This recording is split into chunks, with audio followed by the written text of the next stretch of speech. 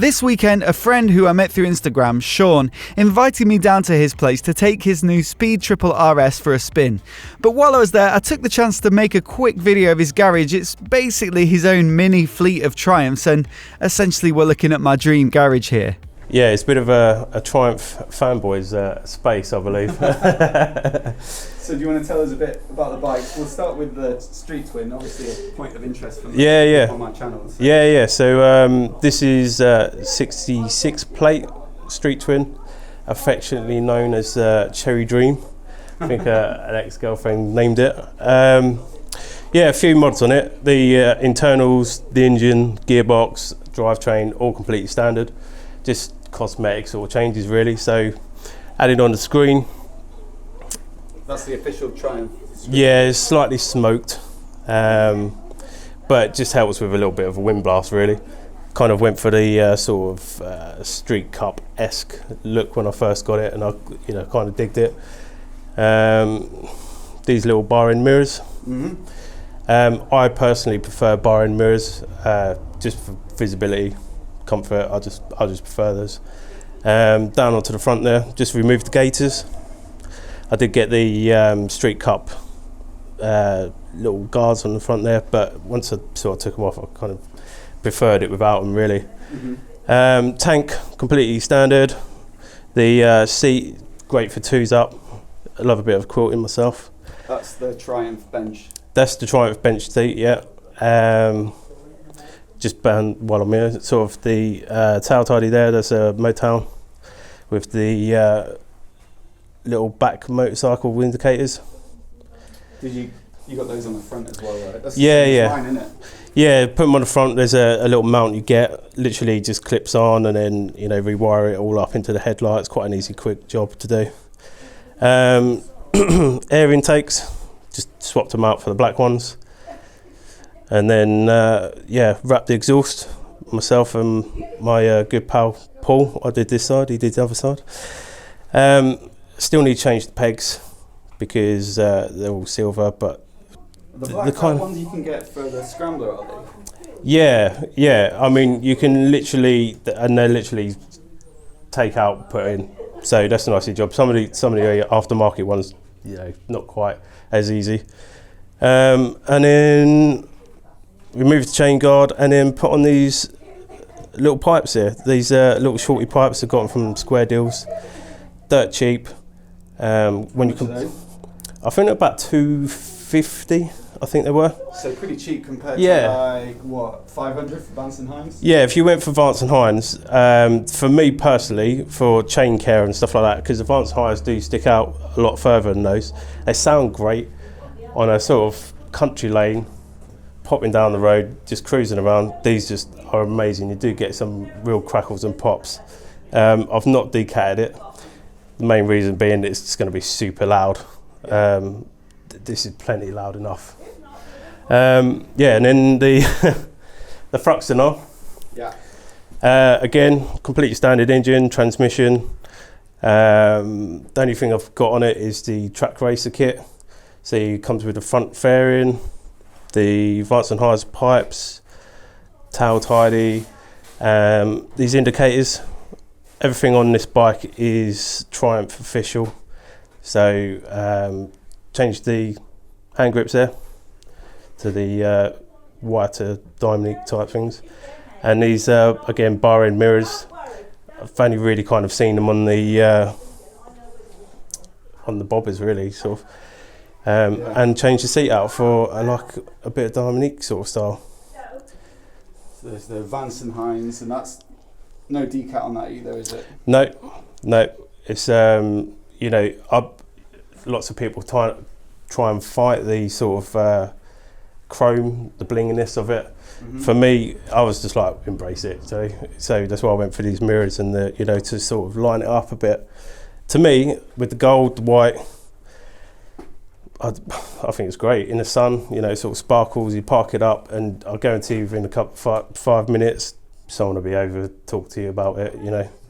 It's one of those real cool bikes. Yeah, I think with the fairing, it just looks spot on. Yeah, it's super old school. You see all the BMWs and that with them, and they do look super cool. But for me personally, I think the Thruxton R is sort of the king cafe racer style. Yeah, sure. Yeah, and then the new kid on the block. This is Speed Triple. Most recent purchase, is it? Yeah. I've literally had this. It's still running in. I think it's done like 600 miles. But the things I've done on this so far are the tail tidy. Put an Evotech tail tidy on it. Yeah. The standard LEDs do fit. So that was quite an easy little job. I actually put on the Triumph Shift Assist, which is quick shift. You say that. You do, yeah. But yeah, it's great. Is shifting up, bangs through the gears, and on the auto blipper going down is absolutely fantastic. The only other thing I've done so far is the Evotech rads and oil cooler. Just adds that little bit of protection there. Because obviously it is a big rad, so anything goes wrong with that, it's going to cost a bit. Awesome, beautiful bike. Yeah, and then the Triumph Tiger XRX low version, because I'm a short ass. Join the club, mate. Yeah, this is like joke about it, but this is like a full Mondeo of the bike world in my eyes. Bang on the panniers, and you can cruise around Scotland, Wales, Lake District, Peak District, Isle of Wight, all over the country. It's just super easy to ride. I think the longest stint I've been in the saddle on this is 17 hours coming back from Scotland. Mm-hmm. A little bit sore on the bottom at the end, but it just keeps ploughing. It's just so great. I absolutely love this. It doesn't really make much sense for the short journeys. It really doesn't. It's a bit overkill, but you'd be surprised actually. You can throw it around quite a bit.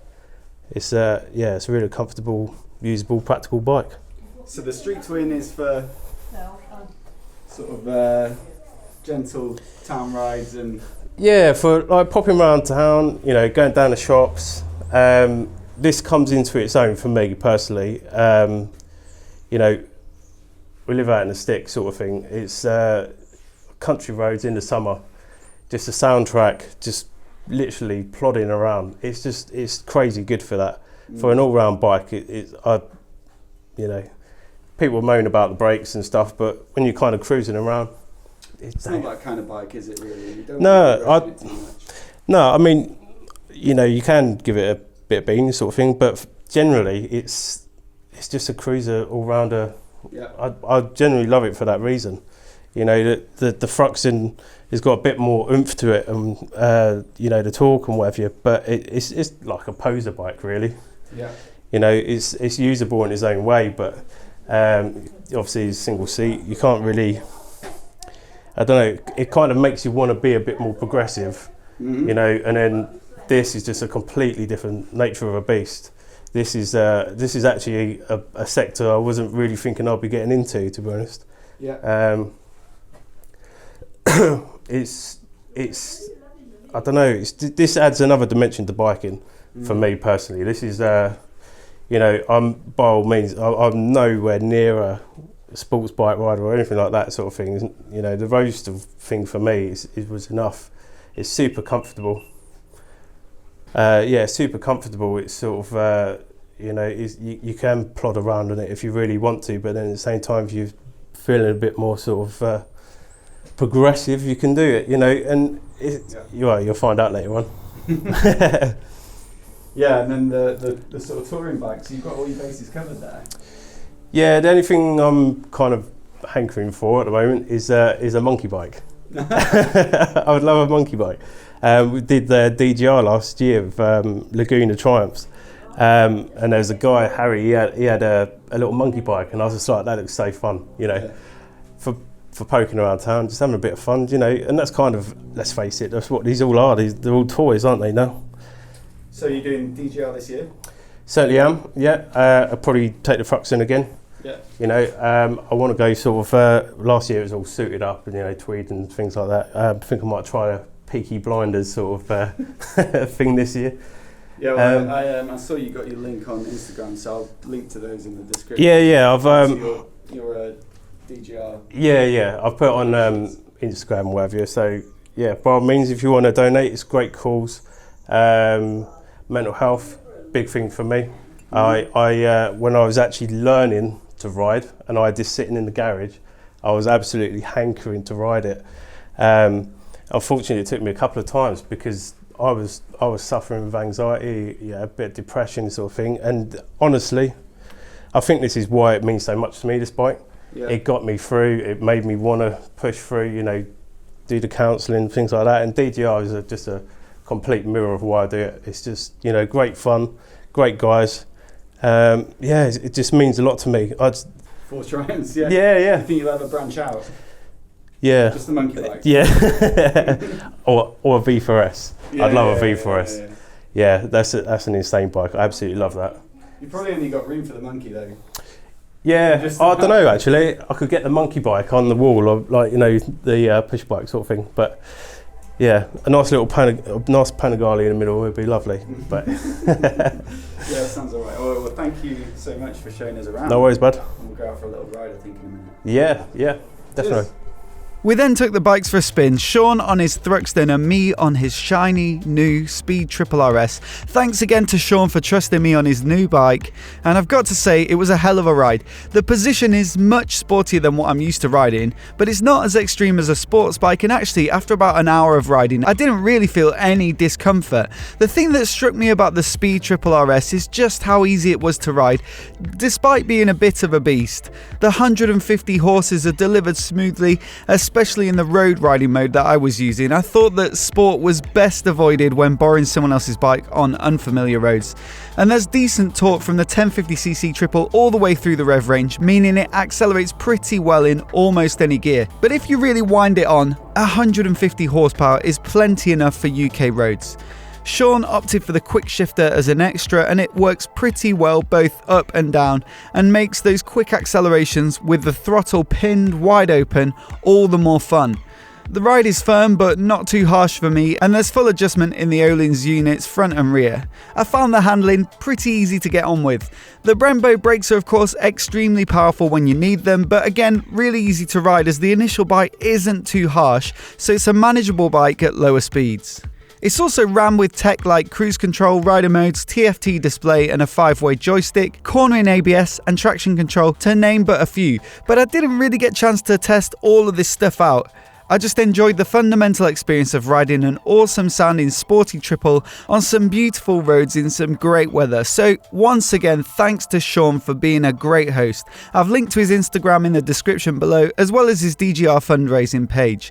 Let me know which bike you choose out of the four in the garage. I love the Speed Triple, but I've got a real soft spot for a white Thruxton with a fairing. Hope you enjoyed today's video, and if you're new here and you want to see more like this, hit subscribe and I'll see you next time.